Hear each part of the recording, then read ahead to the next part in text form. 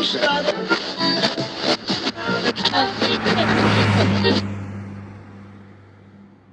Collins from The Sharp. Gee, it's been a long time since I said that. Welcome back. Hello, Paul. Good to see you. Lovely to see you. Yeah, the band is back together. It's not just a reminiscing live event. You've got new music to perform along with this one as well. Yeah, that's right. So basically, in January of this year, we were getting a lot of fans hassling us to get back together and do something, which we've been thinking about for years. But the hassling got more and more intense, and so I spoke to Charlie and Alan, the original members. Charlie was into it. Alan was not into it. That's his prerogative, but we wanted to do something anyway. So I'd known Scott Owen from the Living End for years, and we'd done various bits and pieces over the years. And I asked him if he wanted to join the Sharp, and he was so stoked. He said yes immediately. And I didn't realise that the Living End were such massive Sharp fans. I suppose it makes sense when you think about it. They have cited the Sharp as influences. Yeah. And so it's been a massive full circle moment for Scott, because when him and Chris were about 15, 16 years old, they used to sneak out of home and come to see the Sharp. And that's where they sort of got the desire to start a three-piece band with, rockabilly double bass and rockabilly guitar and, harmonies and strong power pop kind of vibes. So it's been amazing because we're fans of him and he's fans of us, and it's been a happy thing to happen. It's a very short story, isn't it, the Sharp? It was a couple of years and a couple of albums, and then it was no more. But right at the point that you were breaking up, the Living End were getting together. That's right. Instead of a couple of years for them, it's been like 30 years for them. Had the Sharp not broken up, do you think you could have had that longevity as well? I think so. I think anything's possible in hindsight, I suppose. But we'd sort of it was actually more than a couple of years. It was probably about 4, almost 5 years by the time everything got wrapped up. But we'd worked very intensely at that point, and we just reached a point of sort of burnout. But yeah, who knows? If we'd kept things going, we could have continued, but that wasn't to be at the time. Because I think if anything we've learned from the Living End is that the music is timeless, and considering that there's sort of the relay race, the passing of the torch from the Sharp. Yeah, that's true. That's true to an extent, but I think what they did that we didn't do was that they took our sort of sound, look, and approach and made it much more instantly accessible, I suppose. Their songs were they're much more of a rock band than we ever were. Their songs were more sort of anthemic, whether ours was sort of more, I guess, pop tinged, I suppose, maybe a little more complex in some areas. But they made it very, very anthemic and easily accessible. And they've done that very well for a long time now. I hear burnout as the excuse for the Sharp breaking up. How dare you, Paul? You had a couple of very active years, including a world tour. In those years together, you toured America, you toured the UK, you toured Europe. How exhausting was it for you as a young band?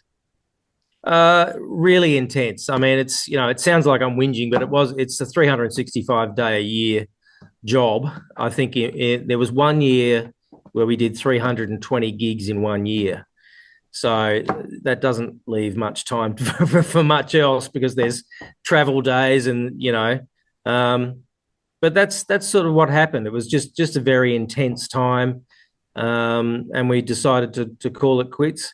But getting back together, we're having more fun than ever and writing new songs. We've got three brand new 3-minute pop bangers to come out next year, so that'll be fun.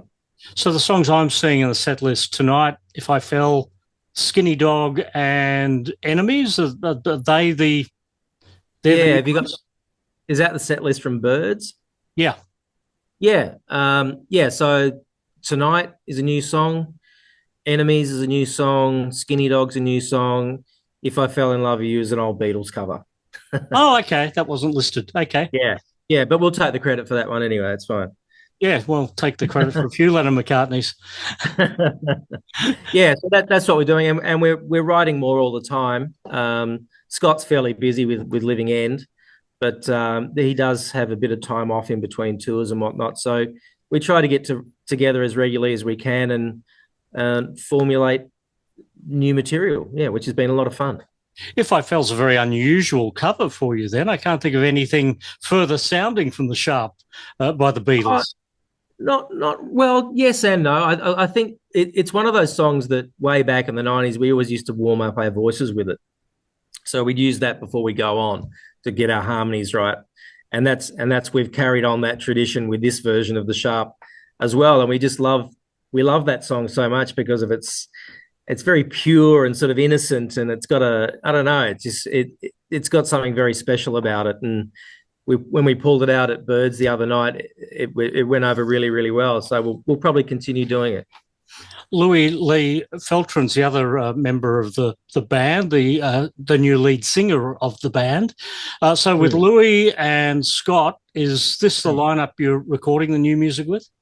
It is, yeah. We've already recorded the 3 tracks. We did it with Kalyu Tonyuma, who has recorded with Living End, recorded with the Sharp way back in the day, and yeah, we're really happy with the results. We got Steve Smart from 301 to master it.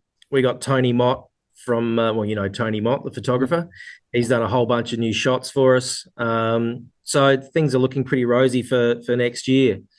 We've only got, I think we've got about 4 more shows this year. And then we're starting to get booked up for next year. So, yeah, we're happy to just go around and keep having fun and keep entertaining people. The set list, you've got the 2 albums. There was This Is a Sharp 1993, Sonic Tripod 1994, and most of the set list came from This Is a Sharp, with the exception of Closer. That was the only song you didn't do. Why not that one? Yeah, that's we're sort of we've got this reluctance to do slow songs. Yet we do If I Fell. Yet we do If I Fell. Yeah. It's funny, like the real diehards, like will go, yeah, great night last night, guys, but you forgot this, but you forgot that. So we do our best to keep everyone happy, but that's not always possible. But yeah, we should put Closer back in. So it's almost the album then. Did you consider doing the album from beginning to end? Yeah, we did, but at 13 songs back to back, we could do it sequentially. That's something we might do. I should have mentioned also that Warner are releasing the vinyl copy. You've heard about that, so that's already for pre-sale through Warner website. But that's the first time that album's been available on vinyl, and so that's one for the vinyl freaks to get around. That's what I'm hearing a lot with a lot of bands from the 90s. Talking to the Custard guys the other day, and they're releasing vinyl, pretty much for the first time now as well, but also cassette. Have you really thought about the cassette? Yeah, well, we actually originally had some product go out on cassette, and look, who knows? If enough people want it, we'd do it. But for me, the days of pulling, half chewed up cassettes out of the Gemini dashboard and trying to pull it back together with a pencil, it's too triggering for me. Yeah.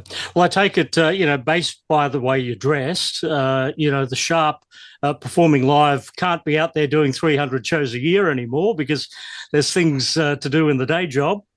And I guess, people like Scott Owen, of course, every time he gets the call for the Living End to get back together and do some shows, that sort of knocks out the Sharp as well, unless you do a double act. That's been done before with Dave Gleason with the Screaming Jets and the Angels.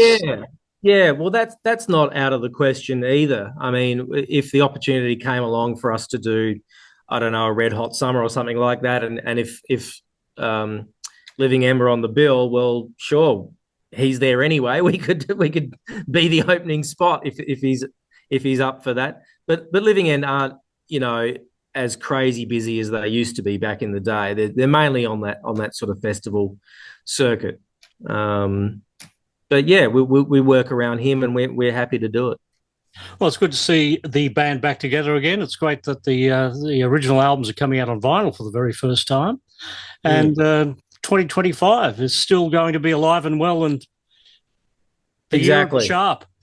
Yeah, exactly. So if you get on the website, you can see there's only 4 shows left for the year. We've got 2 shows in Adelaide next weekend. The Corner Hotel with James Rain. We've done a bunch of supports for James. It's been really fun. And the last show is at Mimo in St Kilda on Friday the 13th of December, a couple of days before my birthday. And that one's going to be a real hoot. It's going to be fun. Well, if you can do 2026 and 2027 again, you'll go longer than you did first time round. Yeah. All right, good to see you, Pete. Thanks, Paul. Cheers for that.